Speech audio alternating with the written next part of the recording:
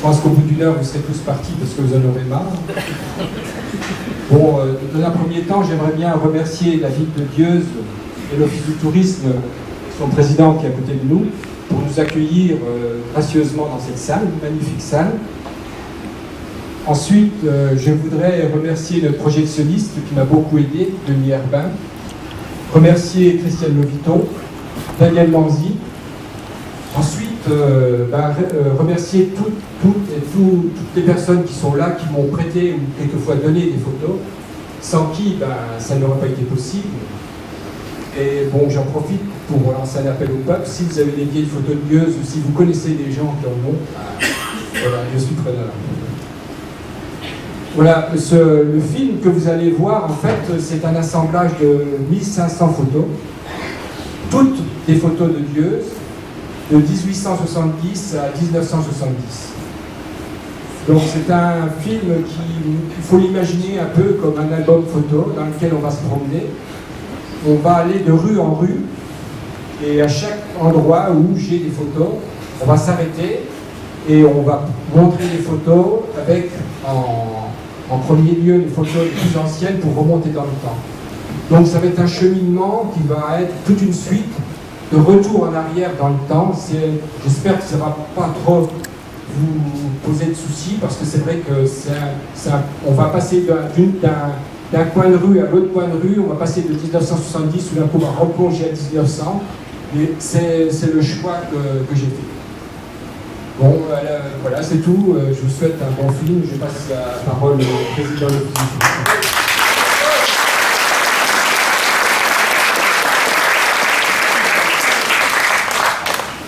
Merci Jean-Paul. C'est difficile de prendre la parole après Jean-Paul, parce qu'en fait c'est lui qui a travaillé. C'est vrai qu'on met à disposition de Jean-Paul cette salle pour une représentation qui était prévue unique,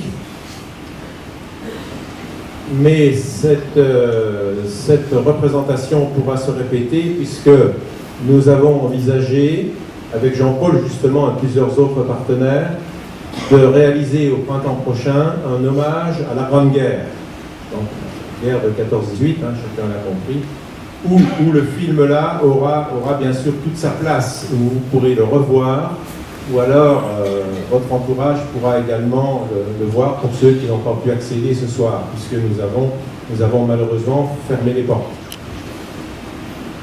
Donc un grand merci à Jean-Paul, à tous les collaborateurs de l'Office de tourisme, à tous les projectionnistes, sans qui on ne pourrait pas assurer toutes les projections de cinéma. Parce que je rappelle que tous ces bénévoles, eh bien, ils ont bien leur nom de bénévoles. Et tout ce travail au quotidien est assuré gracieusement. Et je voudrais encore publiquement les remercier et je vous demanderai de les applaudir.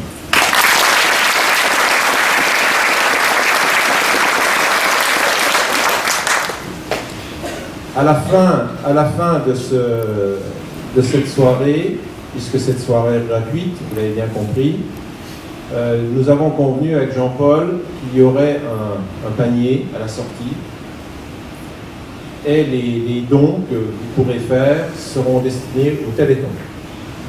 Nous menons une opération Téléthon depuis début décembre.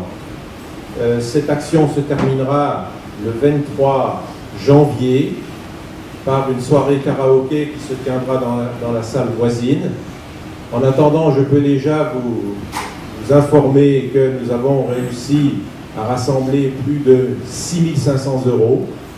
Donc j'espère que la soirée de ce soir rajoutera encore plusieurs centaines d'euros. D'ores et déjà, je vous en remercie. Et puis, on vous offrira à la fin de la soirée, un petit pot de l'amitié. Voilà, au bar dans l'entrée de la galerie.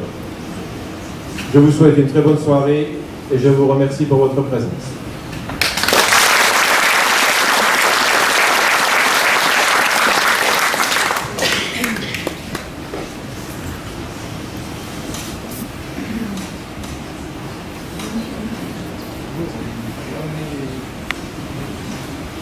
Allez Marguerite, lâche les photos.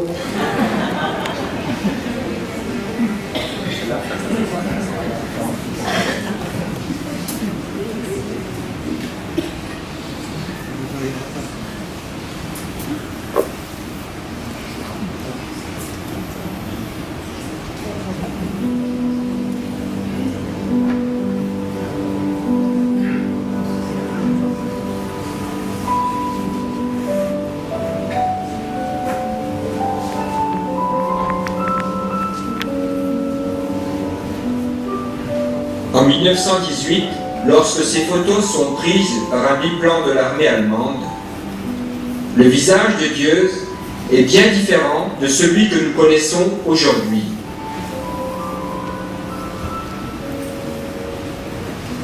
Sur la route de Loudrefin, où l'on voit ici M. Kropp, peu de maisons.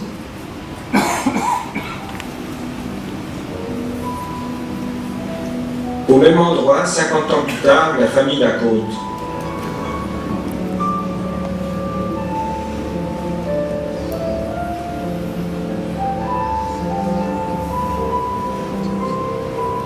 Cette maison a été bombardée en août 14. On la voit sur cette vue dans les années 1970. Aujourd'hui, elle a disparu.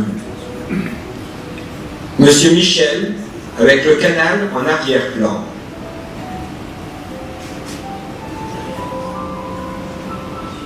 Un restaurant au tout début de la rue, dont les marquages en allemand subsistent toujours.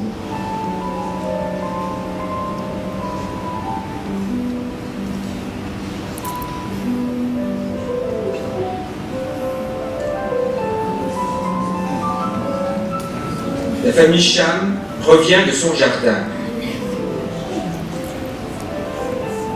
En 1950, arrivée d'une course cycliste devant les établissements Fabin.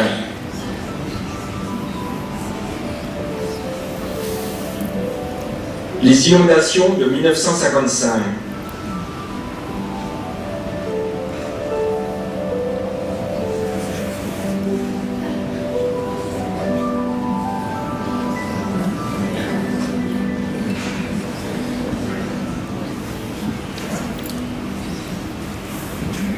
Sur la route de Vergaville, voici M. Gross et sa tuilerie en arrière-plan, ainsi que le personnel de la fabrique.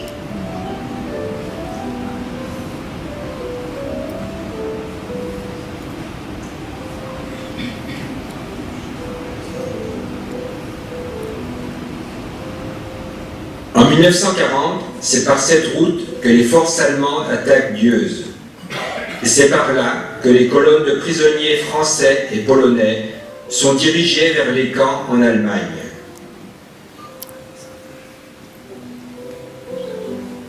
À la fin des années 60, René Peltre et Albert Vélo.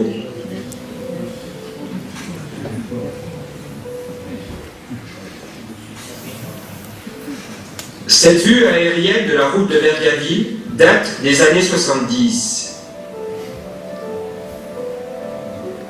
Une vue sur le faubourg de Vergaville en 1900.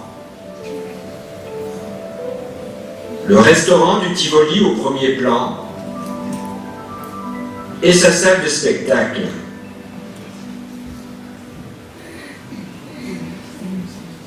La porte de la Saline en 1909. Plus tard, en 1936, une vue intérieure de cette porte, avec la famille Vinken au premier plan.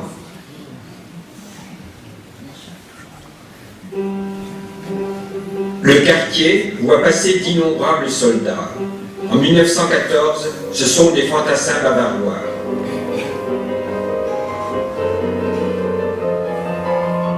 En 1930, c'est le 125e escadron du train qui est accueilli par le maire de Dieuze. En 1940, ce sont les troupes d'occupation qui défilent.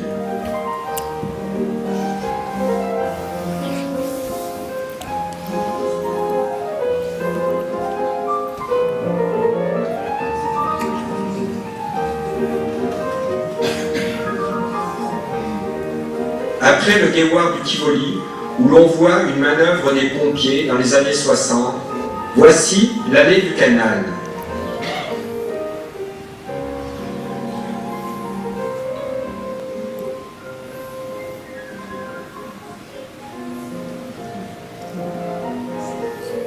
À gauche de cette allée, le cimetière de Dieuze.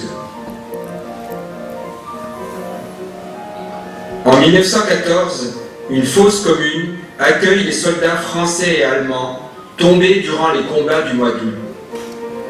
Un monument est érigé par les Allemands à la mémoire de leurs soldats morts au combat. Il est inauguré en 1915. En 1917, le monument est supprimé.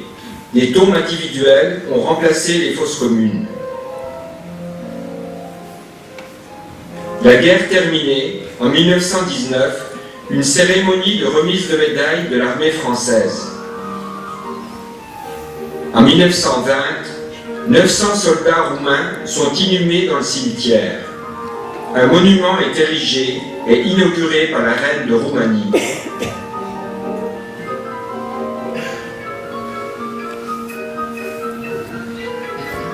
En 1942, un commando de prisonniers de guerre français rassemble au canal les centaines de soldats polonais tombés durant les combats de 40 et restés sans sépulture.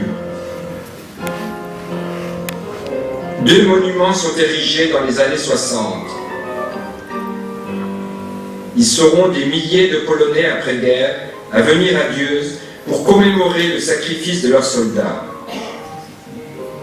Revenons au début de l'allée du canal, avec l'inauguration en 1923 du monument aux morts de la ville par le maire, M. Launois.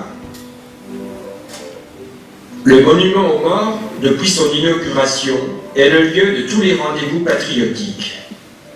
En 1930, c'est l'accueil du 125e escadron du train.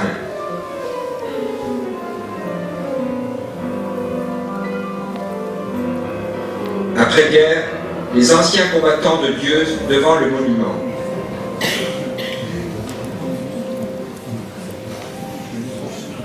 En 1948, dépôt d'une gerbe par Robert Schumann. En 1963, c'est l'accueil du 13e régiment de dragons parachutistes.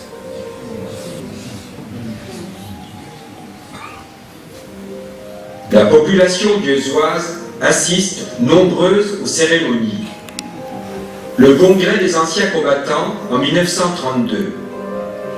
Au premier plan, le maire de Dieuze, M. Guillard, en 1936. Ces 2 photos datent des années 1960.